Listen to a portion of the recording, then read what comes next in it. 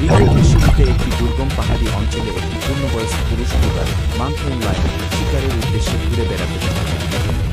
দূরে একটি পাহাড়ি ছাগলের মাউন্টেন গড পাল নিরাপদে ঘাস খাচ্ছে।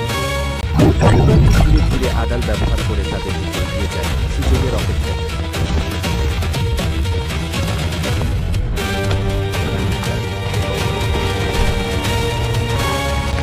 শেষ পর্যন্ত কুগার বুঝতে পারে যে এই শিকারটি সহজ নয়।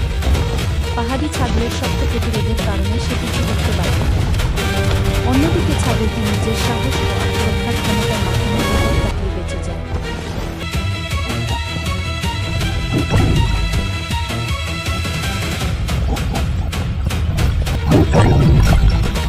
এক পর্যায়ে কুগারটি একটি পাহাড়ি ছাগলকে লক্ষ্য করে দ্রুত আক্রমণ চালায়, কিন্তু ছাগলটি পালিয়ে যাওয়ার পরিবর্তে সাহসিকতার সঙ্গে মুখোমুখি দাঁড়ায়। তার ধারালো শিং ব্যবহার করে সে কুগারের উপর পাল্টা আঘাত করে। পাহাড়ের পাথরের ঢালে শুরু হয় তীব্র লড়াই।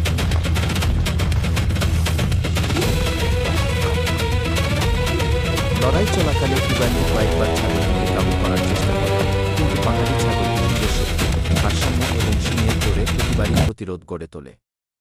ধুলো উঠতে থাকে, আর উভয় প্রাণী নিজেদের বাঁচাতে সর্বশক্তি দিয়ে লড়াই চালিয়ে যায়।